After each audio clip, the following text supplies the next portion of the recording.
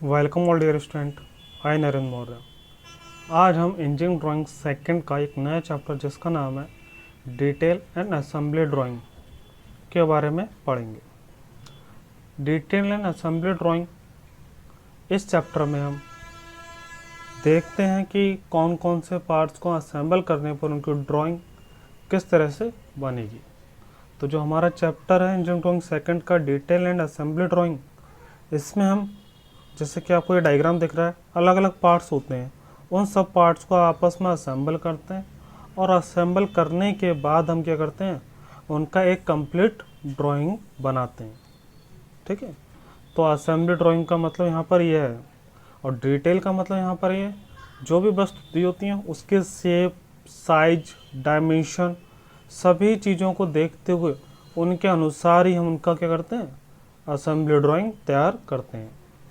तो स्टार्ट करते हैं ये चैप्टर। ठीक है, इस चैप्टर से आपका क्वेश्चन आना कंपलसरी है क्योंकि ये चैप्टर आपका बहुत इंपॉर्टेंट चैप्टर में से, तो इससे जो एमसीक्यू बन सकते हैं उस तरह के हम एमसीक्यू भी देखेंगे। ठीक है, स्टार्ट करते हैं।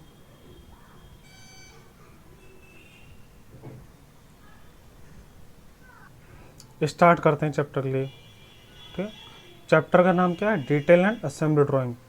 इस चैप्टर की अगर हम बात करें, इस चैप्टर में हम सबसे पहले हम देखते हैं डिटेल का मतलब यहाँ पे क्या है। ठीक है, सबसे पहले देखते हैं हम डिटेल का मतलब क्या है। डिटेल को हम हिंदी में क्या कहते हैं, विवरण। किसी भी वस्तु का हम विवरण इकट्ठा करना। विवरण का मतलब क्या है, अगर मान लो कोई भी वस्तु रखी हुई, मान लो कोई एक मोबाइल है, तो मोबाइल के बारे में उसका पूरा विवरण इकट्ठा करना। उसका कैमरा कितना है, उसका साइज कितना है, कितना इंच का है, उसमें किस तरह का लॉक सिस्टम है, तो मतलब सारे कह सकते हैं उसके बारे में जानकारी इकट्ठा करने क्या कहलाता है, विवरण कहलाता है, डिटेल। और उसके बाद क्या है, डिटेल एंड असेंबली ड्राइंग, समायोजन आरेखन। मतलब इसमें क्या करते हैं, डिटेल वगैरह जान लेते हैं हम उसकी, और जो हमारा पार्ट्स होते हैं अलग अलग उन्हें असेंबल करके उसकी एक ड्राइंग भी बनाते हैं। ठीक है, तो आपका इससे ऑब्जेक्टिव क्वेश्चन बनेगा, तो किस तरह से बनेगा हम इसमें ये भी देखते हैं। ठीक है, स्टार्ट करते हैं, फिर देखेंगे हम क्वेश्चन किस तरह से बनेंगे। सबसे पहले हम देखते हैं डिटेल ड्राइंग का मतलब यहाँ पर क्या है। ठीक है, फिर देखेंगे असेंबली ड्राइंग का मतलब क्या है। डिटेल ड्राइंग, डिटेल ड्राइंग का यहाँ पे मतलब होता है कोई भी एक वस्तु है, जैसे हमने एग्जांपल लिया मोबाइल का, तो उसके बारे में पूरी डिटेल को आप अपने पास तैयार रखें। मतलब उसकी सभी चीज़ों के बारे में अपने पास, हमारे पास जानकारी होनी चाहिए। तो डिटेल का मतलब क्या, जैसे अगर मान लो मोबाइल का एग्जाम्पल दे दिया, तो मोबाइल का कैमरा कितना है, ठीक, कैमरा पता होना चाहिए, फ्रंट कैमरा, बैक कैमरा, और आपका जो मोबाइल है वो टच है, कैसा है, कीपैड है, और साथ में जो उसकी रैम है वो कितनी है, रोम कितनी है। इसी तरह से मतलब सभी चीज़ों के बारे में आपको जानकारी को हम क्या कहते हैं, डिटेल कहते हैं। और जब हम ड्राइंग करते हैं तो ये सब चीज़ों को ध्यान में रखते ही ड्राइंग करी जाती है। तो डिटेल ड्राइंग की अगर हम बात करें, तो जिस वस्तु की हम ड्राइंग करते हैं उसके बारे में पहले कुछ डिटेल इकट्ठी कर लेते हैं। कौन कौन सी डिटेल, जैसे आकार, शेप के बारे में पता होना चाहिए आपको, साइज, साइज के बारे में पता होना चाहिए। शेप का मतलब क्या है, सर्कुलर है, आयताकार है, शेप कैसी है, साइज कितना बड़ा है। ठीक, शेप का मतलब क्या था यहाँ पे, शेप का मतलब सर्कुलर है कि आयताकार है, कैसा है, और साइज का मतलब कितना बड़ा है वो। ठीक है, मटेरियल का मतलब किस मटेरियल से बना हुआ है।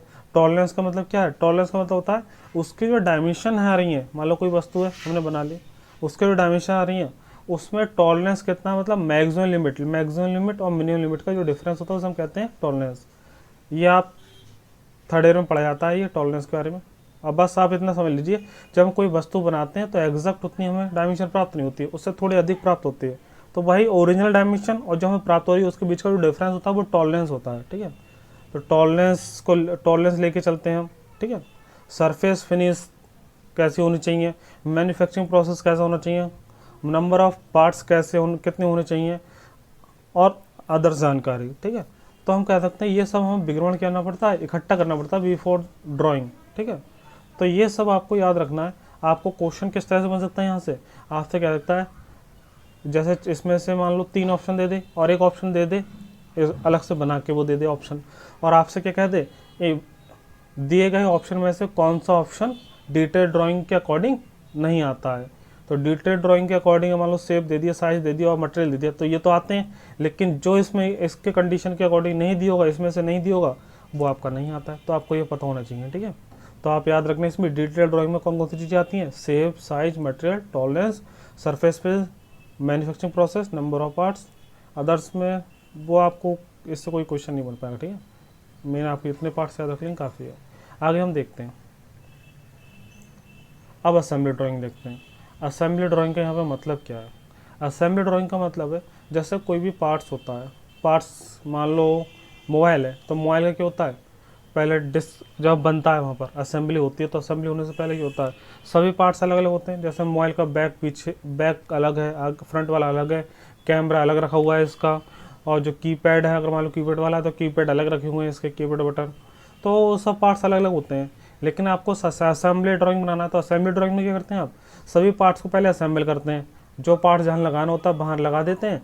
फिर उसके बाद जो ड्राइंग बनती है, जैसे मान लो इसके बाद ड्राइंग एक सबको असेंबल करने के बाद मान लो ये आई ड्राइंग, फिर उसका आपको ड्राइंग करना होता है। तो असेंबली ड्राइंग में हम क्या करते हैं, सबसे पहले जो पार्ट्स अलग अलग दिए होते हैं उन्हें असेंबल कर देते हैं, उन्हें जोड़ देते हैं, और जोड़ने के बाद उनकी एक ड्राइंग बनाते हैं। मेनली यहाँ पर आपसे क्वेश्चन में कहता क्या है, असेंबली ड्राइंग बनाइए, तो आप जोड़ के बनाइए, चाहे डायरेक्ट आप बना सकते हैं। मान लो आपको डायरेक्ट क्या है, कई पार्ट्स अलग अलग दिए हैं, आपको उसके असेंबली ड्राइंग बनाने का है, तो आप चाहें तो पहले इनका क्या करें, रफ ड्राइंग बना लें पहले, फिर इसका असेंबली ड्राइंग बना दें। या फिर आप चाहें तो मन में ही इनकी एक असेंबली ड्राइंग की इमेज बना लें, फिर वो डायरेक्ट कागज़ पर बना दें। समझ सकते हैं आप। असेंबली ड्राइंग का मतलब क्या, अलग अलग पार्ट दिए उसका असेंबल करके आपस में जोड़ के एक ड्राइंग बना देना, असेंबली ड्राइंग कहलाता है। इसमें हम नॉर्मली उसका फ्रंट व्यू बनाते हैं, टॉप व्यू बनाते हैं और साइड व्यू बनाते हैं, ठीक है। सेक्शन व्यू भी हम इसमें बनाते हैं, ओवरऑल साइज भी वगैरह इसका शो करते हैं इसमें, और उसके जितने भी इंडिविजुअल पार्ट्स होते हैं उन्हें भी शो करा जाता है, ठीक है। तो इसमें हम कह सकते हैं जो असेंबली ड्राइंग होती है में हमें कई जानकारियाँ साथ में और होनी चाहिए। कौन कौन सी जानकारी होनी चाहिए हमें, फ्रंट व्यू कैसा दिखेगा उसका असेंबली ड्राइंग के बाद, टॉप व्यू कैसा दिखेगा, साइड व्यू कैसा दिखेगा, तभी तो आपका असेंबली ड्राइंग सही से बन पाएगा।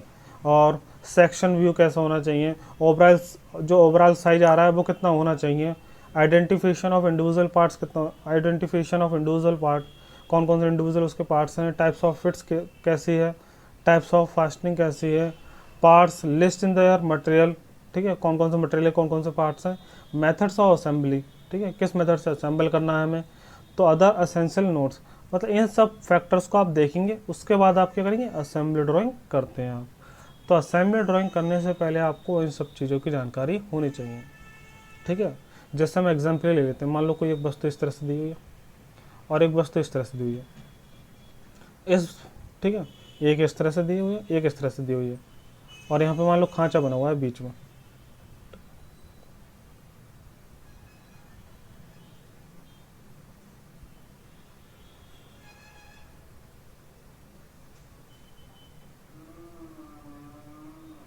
ये समझ लिया, इसमें खांचा बना हुआ है तो इसे हम यहाँ पे लगा देंगे बीच में मान लो, तो असेंबली होने के बाद ड्राइंग कैसा बनेगा, ये करीबन ऐसा बनेगा। तो इस तरह का आपको असेंबली आपको मन में करनी होगी या रफ पेज पे, उसके बाद उसका असेंबल ड्राइंग बनाना पड़ेगा। मेन आपसे क्या पूछेगा क्वेश्चन में, असेंबल ड्राइंग बनाइए। तो असेंबल ड्राइंग बनाने के लिए आपको इन सब चीज़ों की नॉलेज अच्छे से होनी चाहिए, ठीक है। तो ये आप पढ़ लेना, असेंबली ड्राइंग का कौन कौन से फैक्टर्स हैं जो असेंबली ड्राइंग में कह सकते हैं इफ़ेक्ट करते हैं, तो आपको ये पता होना चाहिए, इससे ऑब्जेक्टिव बन सकता है आपका। तो आपको ड्राइंग की थ्योरी बिल्कुल नहीं छोड़नी है, क्योंकि यहाँ से ऑब्जेक्टिव बनने के चांसेस बहुत है। डायग्राम से भी बनेंगे, क्योंकि ड्राइंग तो आपको आनी चाहिए। आगे देखते हैं हम फिर, ठीक है।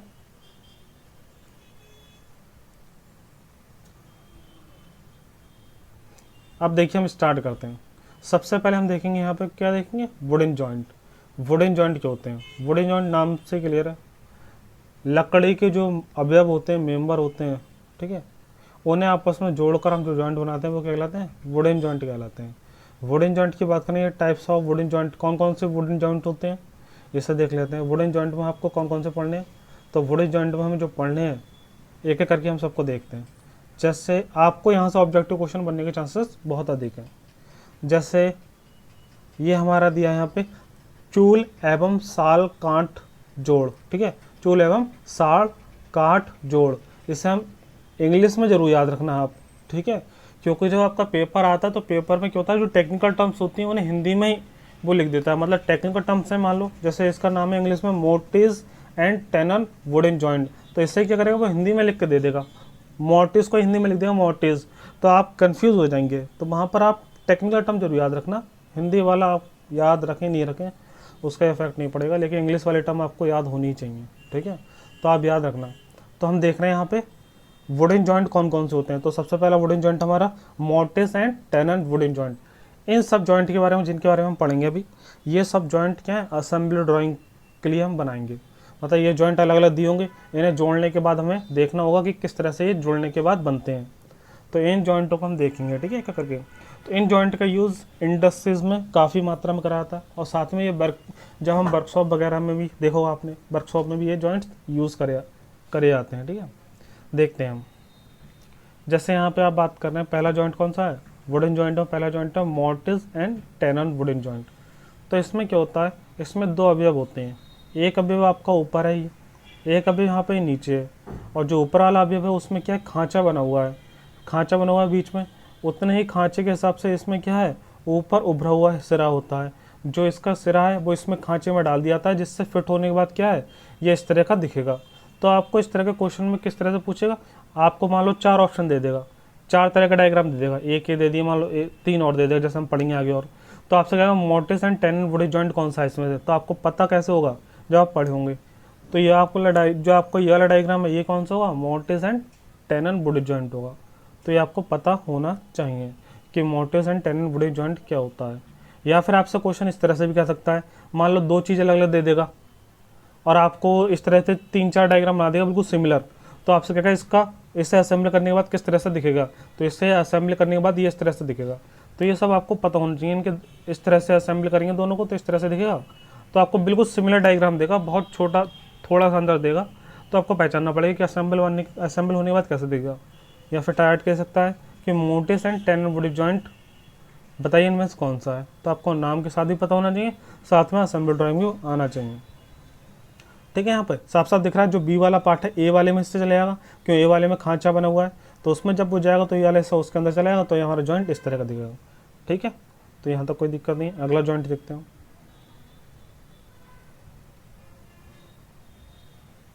अगला जॉइंट यहाँ पे दिया हुआ है, अगला जॉइंट हमारा कौन सा है, अगला जॉइंट यहाँ पर हमारा है कोहनी काट जोड़, जिसे हम कहते हैं मेट्रिक वुडन जॉइंट, ठीक है, मेट्रिक बॉडी जॉइंट, ठीक है। तो हमारा जो कोहनी काट जोड़ है या मेट्रिक वुडन जॉइंट है जो, ठीक है, इसमें क्या होता है, 2 अवयव होते हैं, एक अवयवी है एक अवयवी है। जैसे एक को हमने नाम दे दिया ए, एक को नाम दे दिया बी। दोनों क्या होते हैं, 45 डिग्री पे अपोजिट डायरेक्शन में कटे होते हैं। ये इस तरह से कटा है तो ये इस तरह से कटा है, दोनों अपोजिट डायरेक्शन में 45 डिग्री पे कटे होंगे। तो एक क्लॉक वाइज में 45 डिग्री कटा होगा, तो एक एंटी क्लॉक वाइज में 45 डिग्री में कटा होगा। और ये दोनों को हम जोड़ने के बाद जो हमारा जॉइंट बनेगा वो इस तरह से बनेगा। ए वाले हिस्से के ऊपर बी वाला हिस्सा रख देंगे, रखने के बाद क्या होगा, जो ये वाला हिस्सा वो इसके ऊपर आ जाएगा इस तरह से, तो जॉइंट होगा आपको इस तरह से दिखने लगेगा। तो ये जो आपको ये असेंबल होने के बाद इस तरह दिख रहा है, इस पूरे जॉइंट को हम क्या कहते हैं, मेट्रिक वुडन जॉइंट कहते हैं, ठीक है, कोहनी काट जोड़ कहते हैं, ठीक है, कोहनी काट जोड़। तो आपको याद रखना है इसका नाम, और साथ में आपको यही पता होना चाहिए, अगर मान लो इस तरह से 2 डायग्राम देता है तो असेंबल होने के बाद ये इस तरह से दिखेगा, ठीक है। अब आगे देखते हैं। ये हमारा अगला जॉइंट है, जिसका नाम क्या है यहाँ पे, चढ़ाव। देखो यहाँ पे अगला नाम हमारा क्या, चढ़ाव डबचुल कांट जोड़, जिसे हम कहते हैं लैप डॉफ्टाइल वुडन जॉइंट, ठीक है, लैप डॉफ्टाइल वुडन जॉइंट, ठीक है।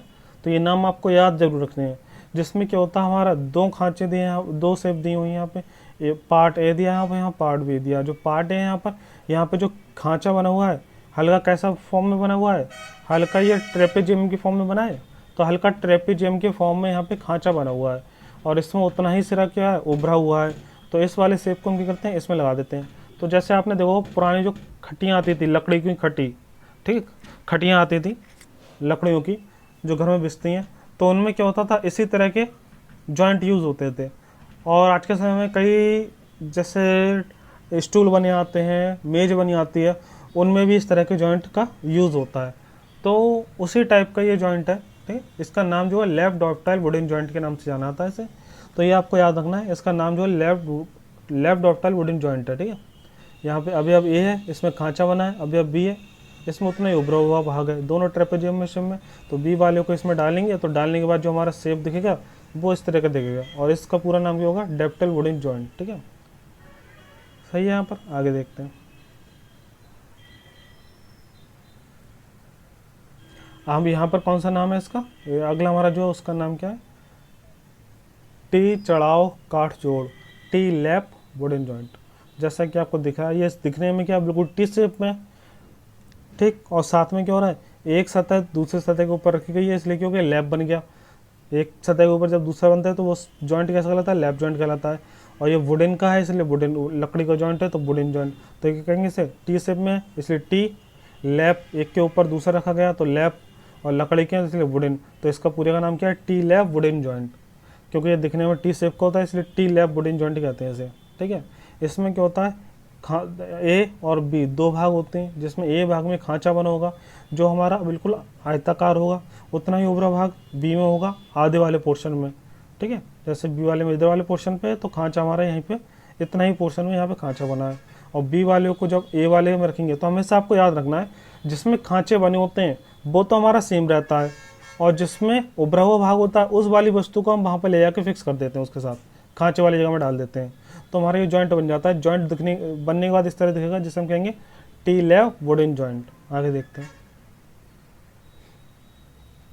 अगला कौन सा है, अगला है कोना चढ़ाव काठ जोड़, जिसे हम कहते हैं कॉर्नर लैप वुडन जॉइंट।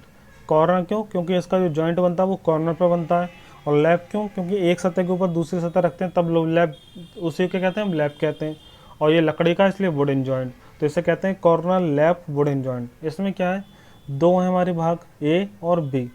तो ए वाला जो भाग है उसके आधा सिरा उभरा हुआ है, आधे पे खांचा बना हुआ है। और इसमें बी वाले में क्या होता है, आधे में खांचा बना हुआ है, अपोजिट डायरेक्शन में एक के अपोजिट डायरेक्शन में खांचा बना हुआ है और उभरा हुआ है। तो जब बी वाले को ए के ऊपर रखते हैं तो रखने के बाद जो जॉइंट होता है वो आपको इस तरह से दिखता है, क्योंकि कोने पर जुड़ रहा है इसलिए इसका नाम क्या होता है, कॉर्नर लैप वुडन जॉइंट। ठीक है। अगला हमारा जो है इसका नाम क्या है, अनुप्रस्थ चढ़ाव काठ जोड़, जिसे कहते हैं क्रॉस लैप वुडन जॉइंट। तो अगला जो है हमारा इसका नाम है क्रॉस लैप वुडन जॉइंट। नाम से देखने में दिख रहा है, ये क्रॉस क्यों कह रहे हैं इसे, क्योंकि दिखने में जो इसकी शेप होती है वो क्रॉस आकार की होती है। क्रॉस होता है हमारा इस तरह का, तो क्रॉस के आकार की इसकी शेप होती है, इसलिए हम कहते हैं क्रॉस लैप वुडन जॉइंट। यहाँ पर क्या होता है, दो भाग होते हैं, भाग ए और भाग बी।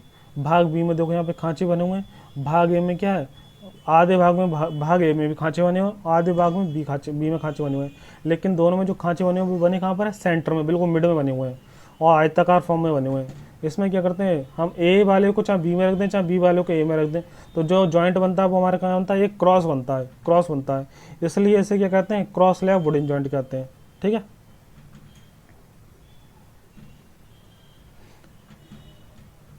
अगला देखिए यहाँ पर कौन सा है, अगला जो हमारा उसका नाम क्या है, 2 GB काठ जोड़। ठीक है। 2 GB काठ जोड़ जिसे कहते हैं bridle wooden joint. Bridle wooden joint में क्या होता है, इसमें क्या होता है, 2 GB क्यों कहते हैं इसे, क्योंकि इसमें क्या होता है, दो सतह पर इसके क्या है, दोनों सतह पर भाग, हमारे दो पार्ट हैं इसमें ए और बी।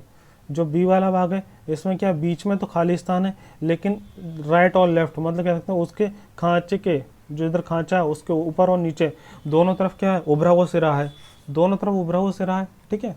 तो उभरे वाले सिरे को हम क्या करते हैं, इस खांचे में डालते हैं और एक जॉइंट बना देते हैं। ठीक है। तो जो ए वाला भाग होता है, जो ए वाला भाग है उसके बीच में सेंटर वाले भाग में क्या होता है, दोनों तरफ खांचे बने होते हैं बीच का हिस्सा छोड़ के। और इसमें क्या होता है, ये कैंची नुमा आकृति में क्या होता है, वो कैंची कह सकते हैं या फिर चिमटी नुमा आकृति में क्या होता है, इसकी शेप होती है बी वाले की, जिसमें बीच में क्या होता है, खालिस्तान होता है। और बी वाले भाग को हम ए वाले के साथ जोड़ने के बाद जो जॉइंट बनता है वो हमारा इस तरह का दिखता है, और इसी जॉइंट को हम कहते हैं ब्रिडल वुडन जॉइंट। ठीक है। तो आपको ये याद रखने हैं।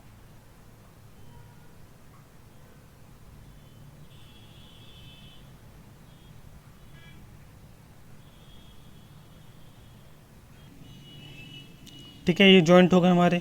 अब जॉइंट के बाद हम अब ये देख लेते हैं कि इन जॉइंट पे बेस क्वेश्चन किस तरह से आएंगे और किस तरह से असेंबली करने को हमसे कहेगा। तो क्वेश्चन देख लेते हैं पहले।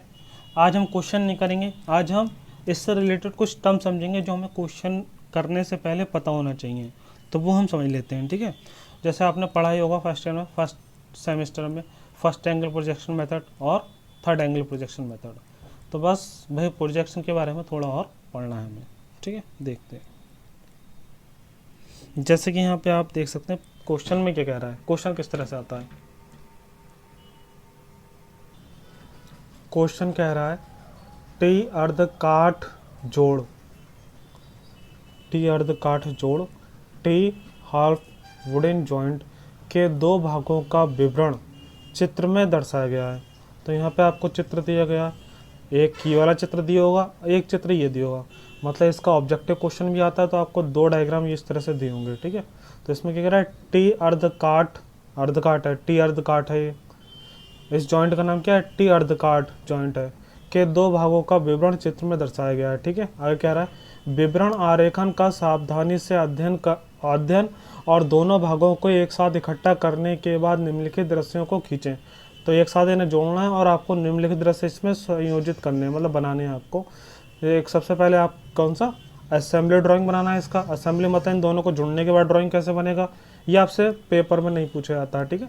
मेनली आपको असेंबल करना पड़ता है अपने, कह सकते हैं माइंड में आप जो सोच सकते हैं आप दोनों असेंबल होने के बाद किस तरह से दिखेगा, या रफ पे कर सकते हैं आप। उसके बाद क्या कह रहा है, इसका उसके बाद जब असेंबल हो जाएगा, असेंबल होने के बाद आपको इसका फ्रंट एलिवेशन बनाता है, मतलब फ्रंट व्यू बनाना है इसका, फिर टॉप व्यू बनाना है, फिर साइड व्यू बनाना है, तो तीनों व्यू बनाने हैं इसके। और आगे क्या कह रहा है, सभी आवश्यक आयाम डायमेंशन डालें, मतलब जो डायमेंशन है उसी डायमेंशन में आप क्या करेंगे, ड्रॉ करेंगे और डायमेंशन को उसमें लिख देंगे। पहले कोण प्रक्षेपण विधि, मतलब फर्स्ट एंगल प्रोजेक्शन मेथड का उपयोग करना है। तो यहाँ पे ये कह रहा है फर्स्ट एंगल प्रोजेक्शन मेथड का यूज़ करके हमें बनाना है। तो हमें ये समझना है इसमें फर्स्ट एंगल प्रोजेक्शन मेथड होता क्या है। तो आपको पता होगा फर्स्ट एंगल प्रोजेक्शन मेथड और थर्ड एंगल प्रोजेक्शन मेथड, दो मेथड होते हैं। लेकिन आपसे जो क्वेश्चन पूछे जाएंगे पेपर में वो, क्योंकि आप सिलेबस में फर्स्ट एंगल प्रोजेक्शन मेथड से ही बनाने हैं आपको सारे ड्राइंग, तो आपको फर्स्ट एंगल प्रोजेक्शन मेथड से बनाने हैं, कोई दिक्कत नहीं है। लेकिन हम देख लेते हैं फर्स्ट एंगल प्रोजेक्शन मेथड और थर्ड एंगल प्रोजेक्शन मेथड में क्या डिफरेंस होगा, पूछ सकता है आपसे यहाँ पर, ठीक है। तो फर्स्ट एंगल प्रोजेक्शन मेथड की बात करें यहाँ पर, जैसे इसका व्यू आपको दिख रहा है ये नीचे वाला, तो इन्होंने क्या करा है, सबसे पहले इस दोनों को जोड़ दिया। तो दोनों को जोड़ने के बाद इसका ड्राइंग ये बन जाएगा असेंबली ड्राइंग। फिर असेंबली ड्राइंग का क्या करा है, इन्होंने तीनों व्यू बना दिए हैं। तो आपको तीनों व्यू दिख रहे हैं, इसमें सबसे पहला ये कौन सा व्यू दिख रहा है, ये दिख रहा है आपको फ्रंट व्यू, ये साइड व्यू और ये टॉप व्यू। तो ये किस प्रोजेक्शन में बनाए गए हैं, फर्स्ट एंगल प्रोजेक्शन मेथड। तो फर्स्ट एंगल प्रोजेक्शन मेथड में हम क्या करते हैं, फ्रंट व्यू यहाँ पर बनाते हैं, ठीक, फ्रंट व्यू यहाँ पर, और जब इसे फ्रंट व्यू को ऊपर से देखेंगे तो टॉप व्यू यहाँ बनेगा, और इसे साइड से देखेंगे तो साइड व्यू आपका इधर बनेगा, क्योंकि साइड से इधर से देखोगे तो साइड व्यू यहाँ बन जाएगा, और जब ऊपर से देखोगे इसे तो टॉप व्यू यहाँ पर बन जाएगा। तो इस तरह से अगर मान लो फ्रंट व्यू आप यहाँ बनाते हैं और साइड व्यू यहाँ बनाते हैं और टॉप व्यू यहाँ बनाते हैं, तो ये बनता है फर्स्ट एंगल प्रोजेक्शन मेथड से, ठीक है, समझ में आ होगा। तो एक चीज़ यहाँ पे क्या होता है, जैसे आपके डायग्राम देखिए यहाँ पे, इस डायग्राम को देखने पर हम किधर से ड्राइंग देख के बनाएंगे, जब इन दोनों को हम आपस में जोड़ देंगे तो जोड़ने पर ही इस तरह से बनेगा। लेकिन जब हम देखें सबसे ज़्यादा एरिया किधर से दिखता है, तो फ्रंट व्यू हमारा वो होता है जिधर से देखने पर सबसे ज़्यादा एरिया दिखेगा। तो इधर से देखने पर देखो इसका सबसे ज़्यादा एरिया दिखेगा, सबसे ज़्यादा क्षेत्रफल ये तो दिखेगा इधर से देखने पर। तो ये इधर से क्या बनेगा हमारा, यहाँ इधर से बनेगा फ्रंट व्यू। लेकिन जब आपका ऑब्जेक्ट इस तरह से रखा होगा तब तो कोई दिक्कत नहीं है, जब ऑब्जेक्ट आपका इस तरह से रखा होगा तब तो कोई दिक्कत नहीं है। लेकिन जब आपका ऑब्जेक्ट इस तरह से रखा होता है, हम देखते हैं नेक्स्ट क्वेश्चन इसमें, जैसे आप इसमें देख रहे हैं ये ऑब्जेक्ट हमारा इस तरह से रखा है यहाँ पे, तो इस जब इन दोनों को जोड़ेंगे तो इस तरह से बनेगा ये। लेकिन जब इसका में सबसे ज़्यादा क्षेत्रफल किधर से दिखेगा, इधर से, और उसमें सबसे ज़्यादा क्षेत्रफल दिख रहा था इधर से, समझ रहे हैं आप। मतलब पिछले वाले डायग्राम में आप देखिए, पिछले वाले डायग्राम में सबसे ज़्यादा क्षेत्रफल हमें किधर से दिख रहा था, लेफ्ट की तरफ से, वो राइट की तरफ से। तो राइट की तरफ से देखने पर सबसे ज़्यादा क्षेत्रफल दिख रहा था, तो राइट से देखने पर सबसे ज़्यादा क्षेत्रफल दिख रहा था, तो हम इसमें मेथड यूज़ करते थे फर्स्ट एंगल प्रोजेक्शन मेथड। लेकिन अगर आपको लेफ्ट से देखने पर सबसे ज़्यादा क्षेत्रफल दिखता है, देखिए जैसे इसमें इसका जब जॉइंट बनाया आपने, असेंबल कराया, असेंबल करने के बाद आया, तो जब आप लेफ्ट से देखते हैं यहाँ पर, तो लेफ्ट से देखने पर क्या है यहाँ पे, तो लेफ्ट से देखने पर इसका सबसे अधिक व्यू दिख रहा है। तो जब भी लेफ्ट से देखने पर सबसे अधिक व्यू दिखता है, फिर उधर से ही हम क्या करते हैं, उधर से ही हमें उसका फ्रंट व्यू लेना पड़ता है। तो जब इधर से देखने पर फ्रंट व्यू आपको मिल रहा है, क्योंकि इधर से देखने पर सबसे अच्छा क्षेत्रफल है, तो इधर से देखने पर आपको मिलेगा फ्रंट व्यू। तो उस कंडीशन में जब आप लेफ्ट से देखने पर आपका फ्रंट व्यू मिलता हो, तब आप क्या करते हैं, तब आप इस तरह से बनाते हैं डायग्राम। उस कंडीशन में आप क्या करते हैं, फ्रंट व्यू, क्योंकि लेफ्ट से देखने पर बनना है फ्रंट व्यू, तो राइट में बनाते हैं आप, इतना याद रखना। ये राइट वाला पोर्शन हो जाता है और ये वाला लेफ्ट वाला होता है। तो राइट में हम कब बनाते हैं, राइट में हम तब बनाते हैं जब लेफ्ट से देखने पर फ्रंट व्यू बनता है। ठीक, अगर लेफ्ट से देखना है आप तब फ्रंट व्यू बनना है तो राइट में बनाएंगे, और फिर यहाँ साइड व्यू आ जाएगा, और ऊपर से इसे देखेंगे तो यहाँ पे टॉप व्यू आ जाएगा। ठीक, लेकिन जब इसका हम क्या करते हैं, जब इससे राइट से देखते हैं, जैसे इस क्वेश्चन में क्या कर रहे थे हम, राइट से देखने थे, तो राइट से देखने पर व्यू किधर बनना था, फ्रंट व्यू। राइट से देखने पर फ्रंट व्यू बनना था, तो राइट से देखने पर फ्रंट व्यू बनना था, तो वो हम लेफ्ट डायरेक्शन बनाएंगे फ्रंट व्यू। फिर इतना चीज़ें आपको याद रखना है। अगर आपका डायग्राम इस तरह से है और आपको राइट से देखने पर सबसे ज़्यादा व्यू दिख रहा है, तो आप यहाँ पर बनाएंगे फ्रंट व्यू, और नीचे बनाएंगे टॉप व्यू, और इधर बनाएंगे साइड व्यू। ठीक, अदरवाइज आपको जैसे पिछले वाले क्वेश्चन में क्या था, इधर हमें लेफ्ट से देखने पर सबसे अच्छा दिख रहा था, मतलब लेफ्ट से देखने पर फ्रंट व्यू प्राप्त हो रहा था, तब आपको क्या करना है, राइट में बनाना है फ्रंट व्यू। ठीक, और इसका टॉप व्यू किधर बनेगा, टॉप व्यू नीचे बन जाएगा, और साइड व्यू इधर से देखने पर साइड व्यू यहाँ बन जाएगा। समझ में आ गया होगा आपको। तो main first angle projection method में आपको क्वेश्चन में तो यही कहेगा कि फर्स्ट एंगल प्रोजेक्शन मेथड, तो दोनों ये जो डायग्राम हमने बनाने हैं इस तरह से, ये फर्स्ट एंगल प्रोजेक्शन मेथड से ही बनेंगे। तो बस आपको दो तरह से बनाने होंगे ड्राइंग, या फिर ड्राइंग आपकी इस तरह से रखी होगी, या फिर जो प्रीवियस क्वेश्चन था उस तरह से ड्राइंग रखी होगी। असेंबली होने के बाद आपका व्यू असेंबल होने के बाद इस तरह से देखने पर, इधर से देखने पर सबसे अच्छा क्षेत्रफल दिखेगा, तो आप इस मेथड का यूज़ करेंगे, इस तरह से बनाएंगे। लेकिन जब आपका इधर से देखने पर बनेगा तो आप समझ गए होंगे आप। ठीक है, तो इसमें आपको बस यही चीज़ याद रखनी है, इससे क्या होती है, गलती होती है। लेकिन ये दोनों क्या हैं, हमारे दोनों फर्स्ट एंगल प्रोजेक्शन मेथड के अंदर ही आ रहे हैं। तो एक बार और देख लेते हैं। तो हमें यहाँ पे सबसे पहली बात, हमारे सिलेबस में क्या है, फर्स्ट एंगल प्रोजेक्शन मेथड है। तो आपको क्वेश्चन में जो भी क्वेश्चन आएंगे अगर, तो फर्स्ट एंगल प्रोजेक्शन मेथड से आएंगे। तो आपको वहाँ पर क्या हो सकता है, ऑब्जेक्टिव क्वेश्चन में आपको इस तरह से क्या करेगा, इनका असेंबली ड्राइंग दे दे, मान लो ये दिया हो और इसका असेंबली ड्राइंग दे दे, और आपको इस तरह से क्या करे, 4 ऑप्शन बना के दे दे, और फिर पूछे आपका कौन सा सही व्यू है आपका सही डायग्राम में। ठीक है, तो उसमें आपको पहचानना पड़ेगा। तो आप याद रखना, अगर आपका ऑब्जेक्ट इस तरह से रखा है कि आपको राइट से देखने पर आपका फ्रंट व्यू प्राप्त हो रहा है, तो आपको लेफ्ट में बनाना है फ्रंट व्यू। और जब लेफ्ट से फ्रंट यहाँ पर बनेगा फ्रंट व्यू, तो इसे ऊपर से देखेंगे तो इसका क्या प्राप्त हो जाएगा, ऊपर से देखने पे क्या प्राप्त होगा, इसका टॉप व्यू। और इसका साइड से देखने पे क्या प्राप्त हो जाएगा आपको, क्योंकि इधर तो दीवार है तो इधर से देख नहीं सकते, इधर से देखोगे तो साइड व्यू प्राप्त होगा, यहाँ पर साइड व्यू। तो इस तरह से बन जाएगा। लेकिन जब क्या होता है, जब ऑब्जेक्ट को हम क्या करते हैं, लेफ्ट से देखने पर हमें प्राप्त होता है, तो हमें इसका उल्टा करना है। तो जब लेफ्ट से देखने पर फ्रंट व्यू प्राप्त होगा तो राइट में हम फ्रंट व्यू बनाएंगे, और इस फ्रंट व्यू को ऊपर से देखेंगे तो यहाँ टॉप व्यू बनेगा, वैसे साइड से देखेंगे तो साइड व्यू।